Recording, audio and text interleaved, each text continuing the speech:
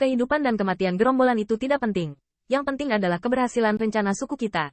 Jadi bagaimana jika tuan dari 18 kaisar memblokirnya? Selama senjata kekaisaran ada di tangan, alam semesta kuno jauh dari langit, dan ras kita memiliki pijakannya sendiri. Namun, pada saat ini, saya melihat pengintai laut biru yang tampak seperti ikan todak berenang dengan cepat, dan berkata dengan cemas, laporkan. Penatua Xuanzu, tidak apa-apa, kelompok pencuri anjing itu mengejar Anda. Kemari. Bi Xuanzu tersenyum. Apakah geng angkatan laut surgawi? Jenderal yang memimpin cukup berani, tetapi dalam analisis terakhir tidak lebih dari tertegun. Namun, pengintai dengan gemetar berkata, tidak hanya angkatan laut pengadilan surgawi, istana Kaisar Ke, Wei Yang, Manhua, dan Wu Jin, semuanya mengejarmu. Apa? Tanda seru. Apa mereka tidak takut mati? Tanda seru. Tetua memberi mereka kesempatan untuk bertahan hidup. Beraninya kau datang dan mati lagi?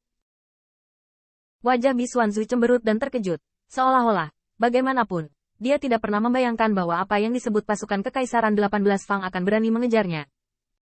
Tetua, apakah Anda ingin mengirim seseorang untuk menghentikannya? Tidak dibutuhkan.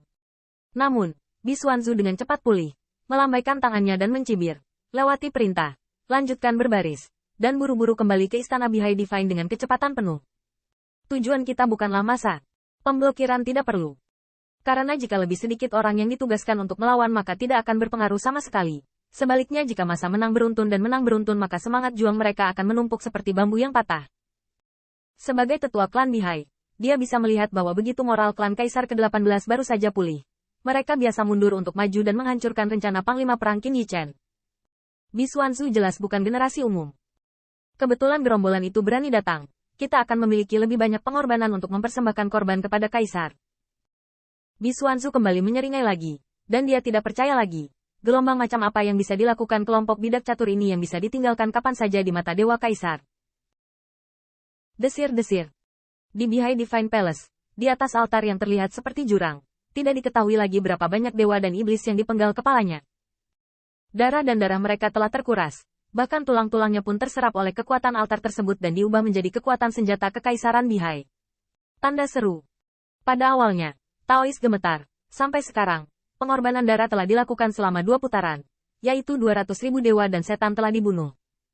Untungnya, ini belum gilirannya. Tetapi Zheng Chu Daozun tahu bahwa ini sama sekali bukan kebaikan atau perhatian klan Bihai. Saya khawatir hanya sisa-sisa klan Bihai yang mendesak Kaisar agar tidak dapat menahan kekuatan sombong. Zheng Chu Daozun ketakutan, dan pusaran tsunami yang pertama kali memasuki Laut Biru memisahkannya dari orang kuat di istana Kaisar Ke dan tentara. Tepat setelah mendapatkan kembali persepsi dari pingsan, mereka ditangkap oleh sisa-sisa suku Bihai beberapa kali ukurannya.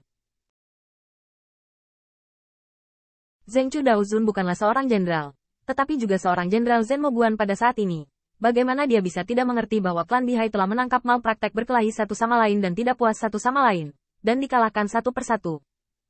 Wajah Zheng Chu Daozun saat ini sudah pucat seperti kertas. Bahkan dibandingkan dengan para dewa dan iblis yang dipenggal kepalanya dalam pengorbanan darah di ronde pertama. Melihat pengorbanan di sekitarnya dipancung satu persatu, pisau daging klan Bihai semakin mendekat dan mendekatinya. Apakah yang paling mengerikan?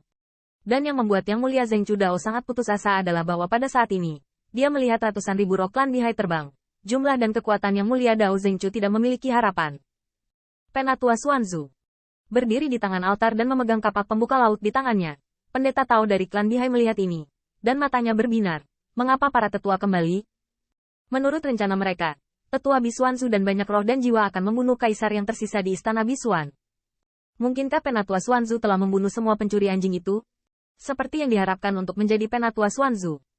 Apakah gerombolan itu lawan dari Penatua Xuanzu? Klan Bihai yang kuat dipuji sebentar, karena dia tahu kekuatan yang diatur oleh klannya di istana Bi Xuan. Dan melihatnya saat ini, dia hampir tidak kehilangan banyak. Dan kekuatan yang tersisa dari klan Kaisar setidaknya ratusan ribu, bukan? Kehilangan puluhan ribu dan membunuh ratusan ribu pencuri anjing kekaisaran sudah cukup untuk meningkatkan kekuatan klan Bihai. Namun, Bi Xuanzu memiliki wajah cemberut. Ada kecelakaan. Tetua ini pertama-tama mundur ke istana dan bersatu kembali denganmu. Biarkan perintah terus berjalan dan tetap dikuil. Pencuri anjing kerajaan akan dibunuh dalam waktu singkat. Suara Bi Xuanzu penuh dengan amarah. Lagi pula awalnya dia mengira dengan kekuatan putra klannya, Lang, dia sudah bisa menyelesaikan beberapa pasukan kaisar di istana Bi Xuan.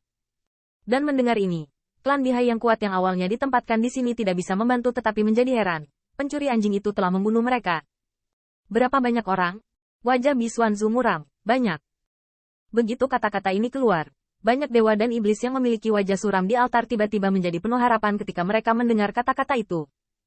Datang untuk menyelamatkan kami. Tentara kami ada di sini. Kami diselamatkan. Dasar klan Bihai menunggu kematian. Namun, sebelum sorak-sorai terdengar, mereka melihat klan Bihai yang kuat meretas dengan kapak, dan darah segera berceceran, membuat sorakan itu berubah menjadi getaran. Tidak peduli berapa banyak dari orang-orang itu yang datang, mereka sama sepertimu. Mereka berani datang, hanya untuk bersamamu. Anak-anak, bersiaplah untuk bertahan melawan musuh. Ratusan ribu jiwa klan Bihai dan 100.000 orang kuat yang tinggal di belakang telah bergabung bersama, melonjak, dan mengubah kuil Bihai menjadi penghalang yang tak bisa dihancurkan. Namun, pada saat ini, saya melihat bahwa di luar kuil, lautan kemarahan berjatuhan. Itu adalah tsunami yang disebabkan oleh ratusan ribu orang kuat yang lewat. Melihat sekeliling, bendera pertempuran menunggangi angin dan ombak. Bendera pertempuran Angkatan Laut Tianting dipimpin oleh kata Kaisar. Bendera pertempuran Istana Kaisar Ke dipimpin oleh kata Ke.